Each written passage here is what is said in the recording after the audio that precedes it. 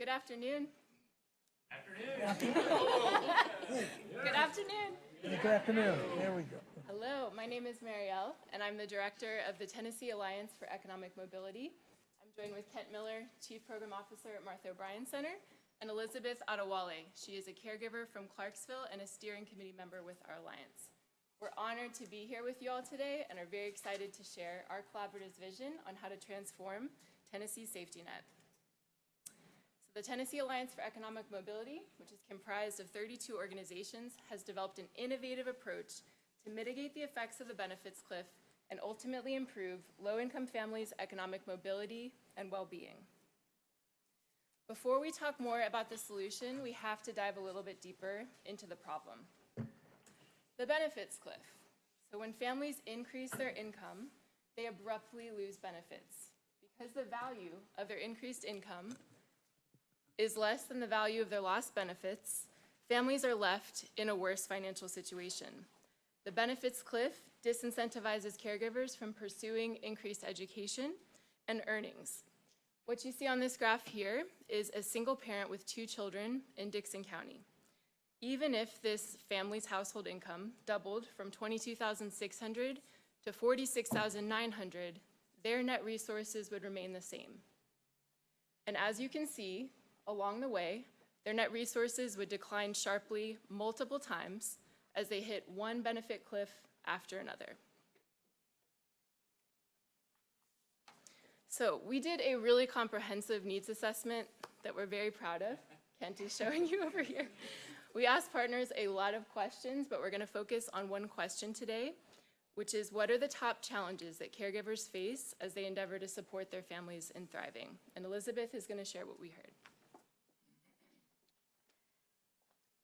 So caregivers ranked financial challenges as the top challenge they face as we try to support our families in thriving. Caregivers such as myself are very familiar with the benefits cliff. As you can see up there, 85% of the focus group participants indicated that they have all experienced the benefits cliff. And out of fear that they would lose their benefits, 63% of the caregivers reported that they had not worked more. 50% had not gotten a higher paying job. 33% had not gotten more education, and 25% had not accepted a raise. Families are making the most fiscally responsible decision for their families based on the choices that are available to them. But by doing so, a lot feel stuck, and some of them remain stuck. And we have some quotes from other caregivers that were during the focus groups. And we had a caregiver from Dickson County who said, "I've actually turned down a management job before because I was going to be working more hours. So my rent was going to go up and I was going to be paying more for childcare." A Davidson County caregiver said, "I can't do nothing. I want to work more. I want to do better, but how can you?" And we had a Rutherford County caregiver who said, "You get so tired of going up against the wall and getting no, no, no all the time. Do you know how humiliating that is? If you've ever been in a position where you have to ask for it and then boom, you just keep getting no. It's not available. It's very heartbreaking." And we had a Montgomery County caregiver. "I lost everything over $4. You have to get caught up, but you're dropped with no warning. I ended up with a $9 an hour job, even having 2 degrees, so that my son would be safe." That Montgomery County resident was me. I experienced the benefits cliff not once, but twice in the past few years. My SNAP benefits were abruptly cut off with no warning a month after I got a job, after being unemployed for about 3 months. And the second time I had surgery, and within a month of going back to work, it got cut off again. The termination letter about my benefits didn't even arrive till about over a week after my benefits were cut off. So I didn't even know they were going to be cut off. And it just leaves you hopeless. And the first time I lost my benefits because I was $4, my gross income, not my net, my gross income was $4 over the limit for a two-family household.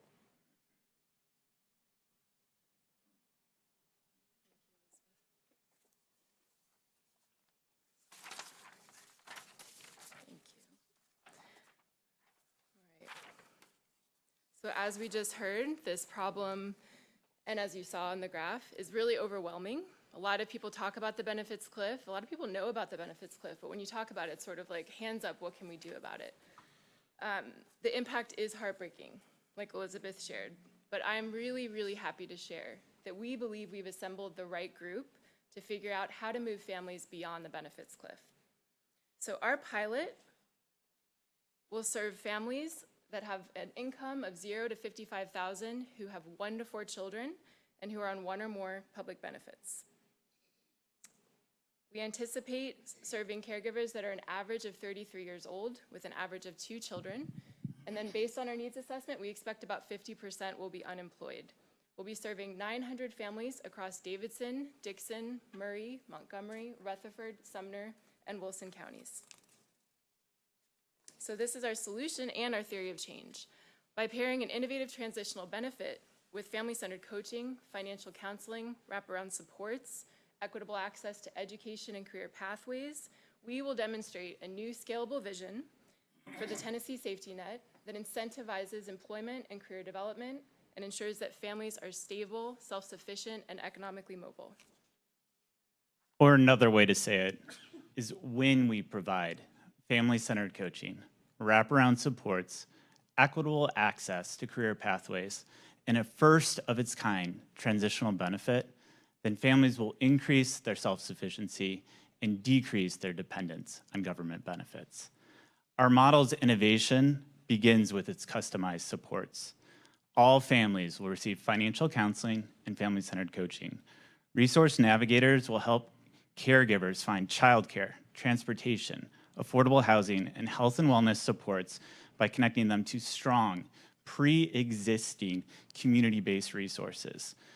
And employment and education specialists will connect caregivers to jobs and short-term training and education opportunities reflective of local career pathways in high-demand industries.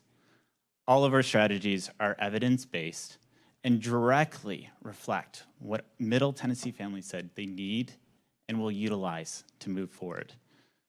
But our greatest innovation is the transitional benefit. To incentivize work, we will distribute a transitional benefit when a family's net resources decrease due to the benefits cliff through fresh food and direct payments to housing, healthcare, and childcare providers. Now, to calculate this benefit is quite complex. So during our planning grant, in just 90 days, we built a first-of-its-kind web-based transitional benefit calculator. This has never been done before. In front of you is a snapshot of our calculator, beyondthecliff.com. On the sides, you can see the different information that families would input. It includes their current benefits and their family composition. And in the middle is the graph that's generated to the family's unique situation. The dark line is the benefits cliff, and the light line is the transitional benefit. On the live site, you can hover over the light line, and it tells you the specific transitional benefit amount based off the family's income. While other benefit calculators are currently available, ours is the first to not only illustrate the problem, but also demonstrate the solution. All right, so our pilot aligns with TANF purpose number 2 to end the dependence of needy parents on government benefits by promoting job preparation, work, and marriage. And our proposal aligns with 6 universal TDHS outcomes. So in each county, families will be supported by a benefit specialist, a family-centered coach, a county resource navigator, and an employment and education specialist. We asked caregivers about the likelihood that they would utilize these supports and what they thought the impact of those supports would be. And what we heard was very compelling. 90% of caregivers reported that they would get a higher paying job if they knew that they would not lose their benefits. 93% said that they would work with a navigator, and 89% said that they would work with an employment and education specialist to find a better job or to enroll in education or training programs. So across our collaborative, Second Harvest, which is the largest food security partner in the state, would ensure that families have access to fresh food. Both large and small organizations that are beacons of hope in their communities will house family-centered coaches and county resource navigators to support families. United Way of Middle Tennessee will ensure that families have access to financial counseling. We're partnering with a lot of TCATs and community colleges to ensure that families are increasing their education. And we'll be working with employment partners like Workforce Essentials to support families in gaining or increasing employment. All right, so getting to the outcomes, what are we hoping to achieve? Within 12 months, 70% of families will increase their knowledge of, access to, and utilization of community resources, as well as their communication and cohesion. 70% of families will also increase their participation or enrollment in job training and education opportunities. Within 24 months, 60% of families will expand their networks and connections to other families. And they'll also increase their financial empowerment or net resources. Upon exit, 50% of families will increase their self-sufficiency and well-being by 10% on the Arizona Self-Sufficiency Matrix, and they'll also increase their earned income and wage benefits beyond one or more benefits cliffs. As a result, families in this pilot will increase their economic status and stability, their family engagement, and they will decrease their psychological distress. For our budget, our two largest categories of expenses are specific assistance to individuals, which reflects the transitional benefit, and partners' professional fees and awards, which reflects the direct client supports our partners will provide to families. This means the majority of our budget is going to ensure that our families have the resources and the people they need most to move forward. We have committed nearly $4 million for in-kind. This reflects partners' anticipated supports through programs and services and 39,000 volunteer hours. We have also identified over $8 million in potential non-federal and state resources and over $26 million in state and federal resources that could be leveraged to support our families over these 3 years. Making a short-term investment in Tennessee families makes fiscal sense. For every family that moves beyond one cliff in just 3 years, we anticipate over $56,000 in personal and societal savings. This means based off the average cost of participant, in just 3 years, a family will demonstrate a 2-to-1 return on investment. And if we assume that caregiver continues to work for 30 years throughout their career, then this investment demonstrates a 20-to-1 return. Based off this anticipated return and our model's anticipated impact, we are extremely confident in our ability to sustain this effort beyond this grant. We will hire 2 new development staff with our own funds from Martha O'Brien to help in this work. And Martha O'Brien and our partners have long-standing relationships with national foundations and corporations, as demonstrated on this slide, and have a proven track record for developing, scaling, and sustaining success. So because of this opportunity from the state, caregivers like myself have been able to share our stories and spotlight how the benefits cliff will limit our family's potential. I'm here with the Martha O'Brien Center because I don't want other families to go through what I've been through. We caregivers, we have dreams, just like everybody else in this room. We have big dreams, we have small dreams. We want to go back to school, we want to own our own homes, we want to be able to send our kids off to college and be able to afford their expenses. As a fellow mom on the project said, her name is Danielle, people heal when they feel heard. So today, I'm asking that you hear our collective voices. We desire to grow, we want to work, and we want to thrive. And we are ready for this change.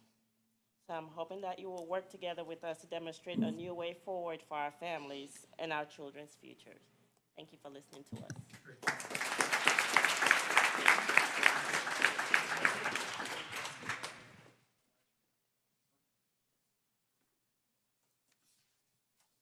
So, can I ask you to say more about this transitional benefit? I will tell you that that is the most innovative thing that we've heard so far today. I need you to share with us a little bit more about how it works, and also have you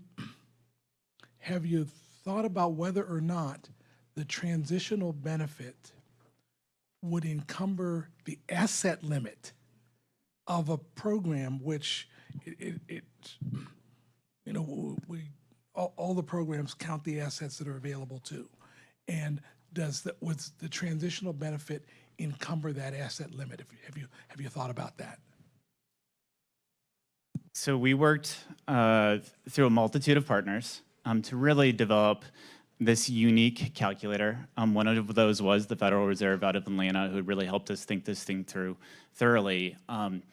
The reason that we are directly providing supports through food security, through Second Harvest, so fresh food, vegetables, fruit, milk, dairy, along with direct payments to childcare, housing, and healthcare, is so that we can avoid that cliff effect. We were very intentional about that, and it is very complicated. You actually have a snowballed effect. So that was very intentional, but we also wanted to directly reflect the decreased aid that families were receiving in government benefits. So we looked at Medicaid, we looked at SNAP, we looked at housing and child care vouchers.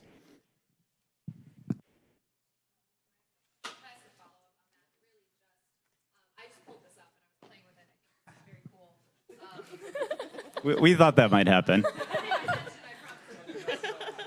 Always in the data. But I guess my question would be, how are Tennesseans to be made aware of this resource? Is this something that somebody could help them, walk through it with them, or something that they can do with your staff? Or how can you really just incent or facilitate the use of this tool? Because this really is fantastic. Yeah, that's a wonderful question. And our hope is to, we built this with the goal that this does bring awareness to the benefits cliff, specifically for Middle Tennessee. It is right now specific only to our 7 counties that we are partnering with, but we will put this out there. We can build it for all Tennessee counties if that's desired. So we do want families to use this directly, but specifically, this is a common strategy. There are other benefit cliff calculators that are out there. And the strategy is that, well, if you understand what you're up against, then you can plan ahead. Then you can make the right decision for your family. But the reality is that gap's $20,000. That does not incentivize you to move forward. That does not incentivize you to increase your education or get a better job.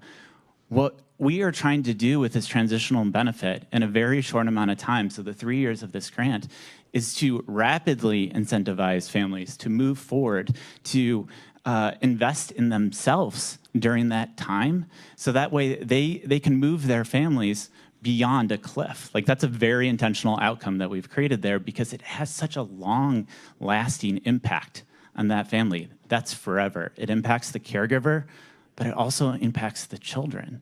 They have more supports, more resources. They're more likely to be healthy. They're more likely to do better in school. They're more likely to go on to college and then one day get a great job for themselves.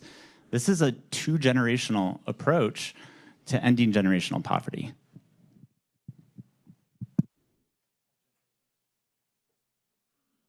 Hello. Sorry about that. Thank you once again. Second time today, I'm having a tough time sitting in my seat, so I really appreciate the message that was brought. 3 slides after this, you have a timeline: short-term outcomes, medium-term outcomes, long-term outcomes. Tell me about the accountability that would be associated with this to ensure that families are either keeping this pace or on a similar pace to getting us where we need to be.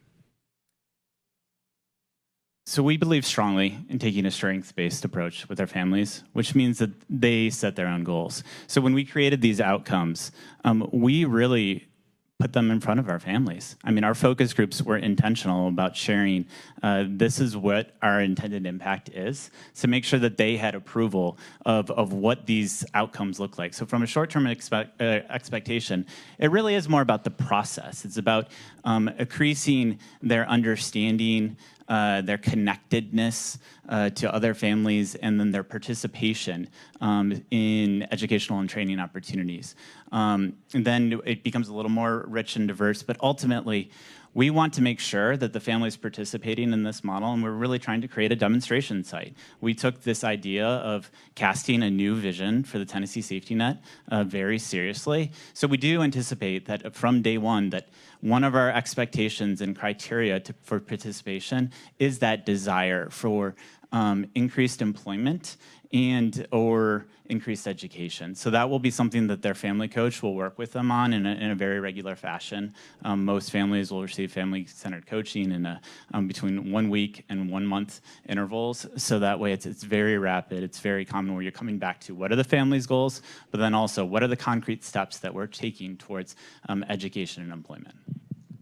On the oversight level, if that was part of your question related to the collaborative, we'll have Martha O'Brien Center's board will provide financial oversight, but we'll have a steering committee and a caregiver advisory committee that are providing programmatic oversight. And then internally as a collaborative, we'll have a data team that's really going to drive continuous quality improvement and ensure compliance. And part of that obviously is doing onboarding and training and technical assistance, but it's also to establish that culture. So we will have quarterly quality improvement meetings that helps establish that culture that really gets curious about data, that wants to learn from data to support families. Hope that that's a little support. That does, and just realizing the 60-month limit to the program, where we are, I'm sensing the situation. Someone doesn't succeed after the 24 months, and how we are able to engage them and keep them in the program and keep them going forward. And hopefully that's a part of the program. I didn't see it, but I'm sure that could be 2.0 or an evaluation as you look over the next 3 years. Absolutely. And I think the 32 partners that we have really have long-term history of meeting clients where they are and providing those specific needs. So we know sometimes things aren't quite as linear as you hope, but that doesn't mean that that's the end of this journey. And the organization I work for, the Martha O'Brien Center, that's the heart of who we are. We're a 126 years old agency. We have a dove as our logo because the idea is that when Noah was on the ark, the dove went out 3 times, and sometimes it takes 3 attempts before we all find the ground that we're looking for.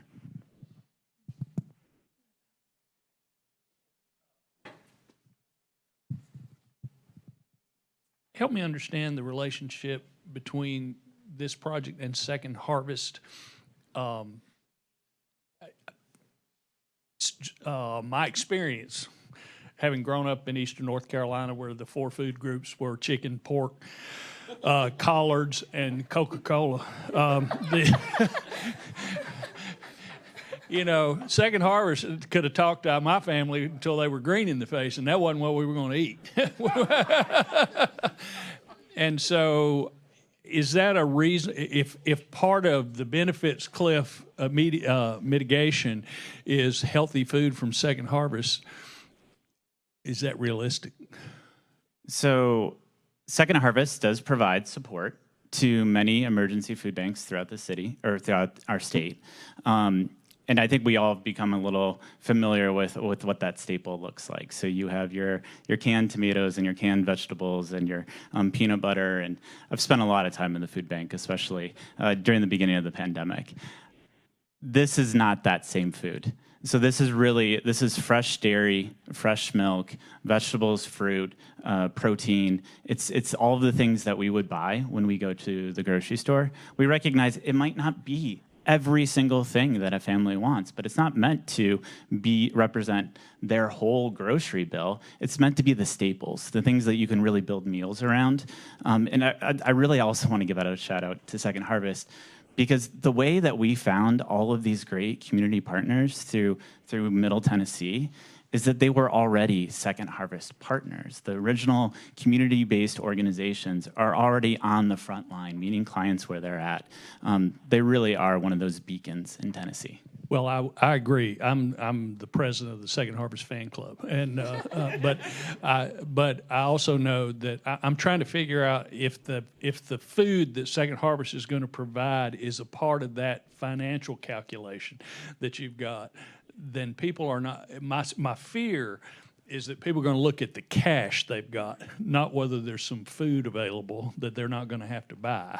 And that's not a calculation that anybody in my hometown or my family would have made. We'd have looked at the amount of money that's going to come in, and then we'd figure out how much we could buy for that. So I'm just, is part of the financial mitigation food that's going to be available to them that they don't have to buy?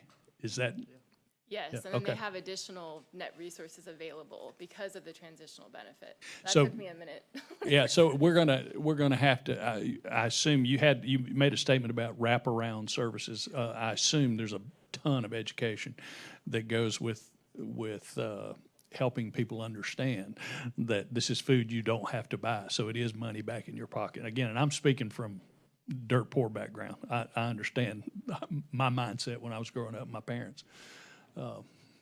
No, absolutely. I think that we recognize with everything that we were doing, there's also that educational component. And again, we want to say, this is the first time this has been attempted. So there are going to be learning experiences along the way, and it might be a little less colored greens, a little more Coca-Cola.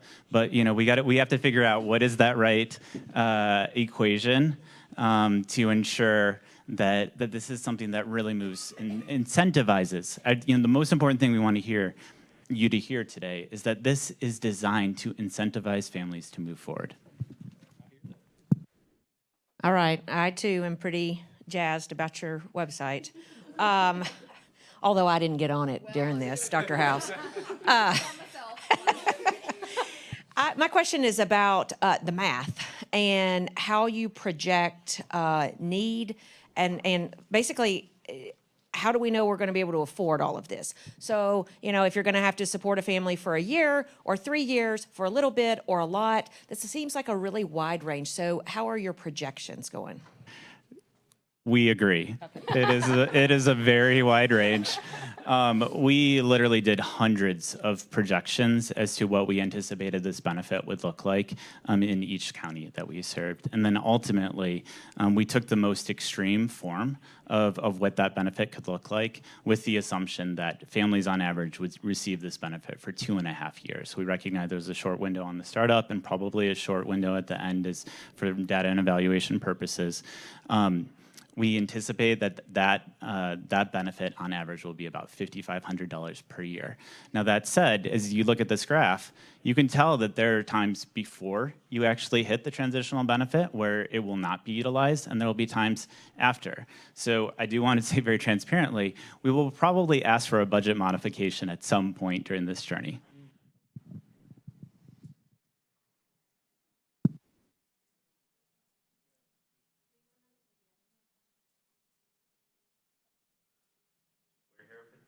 We're here for 3 more minutes, but the website's up all day.